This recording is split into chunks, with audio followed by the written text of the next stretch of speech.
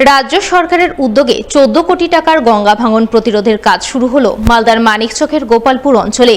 বৃহস্পতিবার বিকেলে পুজো পাঠ করে দোয়া প্রার্থনার মাধ্যমে কাজের আনুষ্ঠানিক সূচনা করলেন মানিকচকের বিধায়ক সাবিত্রী মিত্র। তিনি ছাড়া উপস্থিত ছিলেন মানিকচকের বিডিও, মানিকচক থানার আইসি, সেচ দপ্তরের আধিকারিক সহ স্থানীয় জনপ্রতিনিধিরা। তাদের সকলের উপস্থিতিতে মানিকচকের বিধায়ক সাবিত্রী মিত্র পুজো করে দোয়া প্রার্থনার মাধ্যমে গোপালপুর অঞ্চলের কামালতিপুরে গঙ্গা ভাঙন প্রতিরোধের কাজ আনুষ্ঠানিকভাবে সূচনা করেন।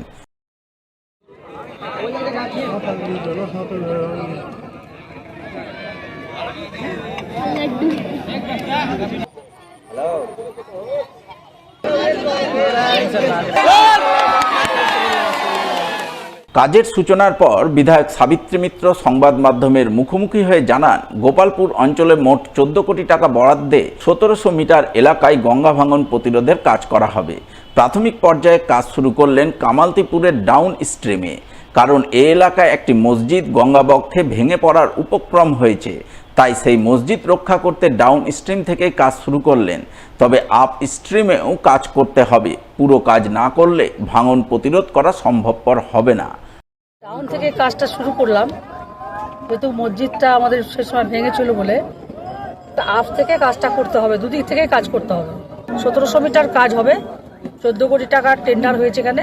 এই একটা সিচুয়েশন, গ্রামবাসী সবসময় অসুবিধার মধ্যে আছে। 14 কোটি টাকার কাজ এখানে আছে। এখানকার মানিকচকে মোট 6 কোটি টাকা ভূত নিতে হয়েছে।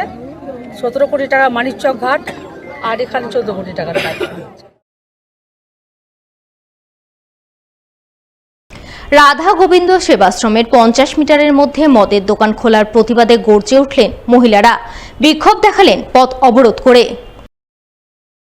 শুক্রবার সাত সকালে ঘটনাটি ঘটে মালদার বামনগোলা ব্লকের মদনাবতী গ্রাম পঞ্চায়েতের উত্তর নয়াপাড়া এলাকায়। অবরোধে সামিল মহিলাদের অভিযোগ, তাদের এলাকায় জনৈক এক ব্যক্তি মদের দোকান খুলছেন, এজন্য নির্মাণ কাজ শুরু করেছেন। কিন্তু তারা এলাকার মধ্যে মদের দোকান খুলতে দিতে রাজি নন, কারণ যে স্থানে মদের দোকান খুলতে চলেছে তার ঢিলছোড়া দূরত্বেই রয়েছে রাধা গোবিন্দ সেবাশ্রম।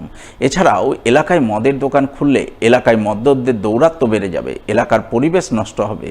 তাই মদের দোকান বন্ধের দাবিতে তারা আন্দোলনে নেমেছেন, পথ অবরোধ করে বিক্ষোভ দেখাচ্ছেন। এদিকে এই অবরোধের খবর পেয়ে বামনগোলা থানার পুলিশ ঘটনাস্থলে ছুটে যায় এবং আন্দোলনকারীদের তাদের বক্তব্য এক্সাইজ দপ্তরে তুলে ধরার পরামর্শ দিয়ে বুঝিয়ে সুঝিয়ে পুলিশ অবরোধ তুলে দেয় বলে জানা গেছে। আমাদের আছে বলে দাও, প্রশাসনের সাথে আছে তো সব সময় আছে কিনা পাশে সবটা কথাটা রাখেন, দেখুন কাজ আপনারা যদি পারেন তাহলে আমরা আমরা করে। ঘণ্টাখানেক অবরোধের পর মদনাবতী গ্রাম পঞ্চায়েতের উত্তর নয়াপাড়ার মহিলারা জোটবদ্ধ হয়ে মালদা জেলা শাসকের দপ্তরে যান। জেলা শাসকের কাছে তারা মদের দোকান বন্ধের দাবি জানান। গ্রামবাসীদের বক্তব্য, তাদের এলাকা ঘন বসতিপূর্ণ রয়েছে, মন্দির আছে, তার মধ্যে এলাকায় মদের দোকান খুললে এলাকার পরিবেশ নষ্ট হবে। মহিলারা রাত বিরেতে বাড়ির বাইরে বেরোতে সমস্যায় পড়বেন। তাই লোকালয় থেকে অন্যত্র মদের দোকান সরানোর দাবিতে আজ তারা জেলা শাসকের কাছে অভিযোগ জানালেন। এতে কাজ না হলে আগামী দিনে বৃহত্তর আন্দোলনে নামতে বাধ্য হবেন।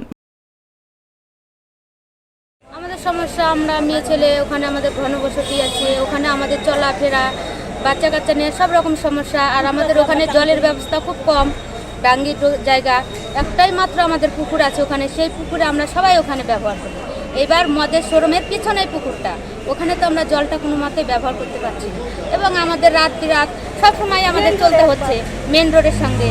আমরা আশ্রম, আমাদের কোনো সময় মনে হচ্ছে আমরা চানাফিরে যাই, একটু বসি আশ্রমে পূজা দিতে যাই, কিন্তু সেই সব নানান কারণে এবার তারপরেও ওই জায়গাতে এমনি যত মদের বোতল বা হাবিজাবি এখন যে রাখছে, অসুবিধা এমনিতেই হচ্ছে।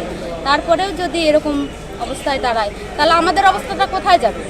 প্রশাসন তখন তো কোনো ব্যবস্থা নিলে তো আজকে মদটা ঢুকাতে পারতো না, কালকে হয়তো নেয়নি প্রশাসন। তার জন্য আমরা সকলে পথ অবরোধ করছি যে আমাদের কাছে প্রশাসন আসুক, তাদেরকে আমাদের যেটা মনের আক্ষেপ আছে তাদেরকে আমরা জানাই।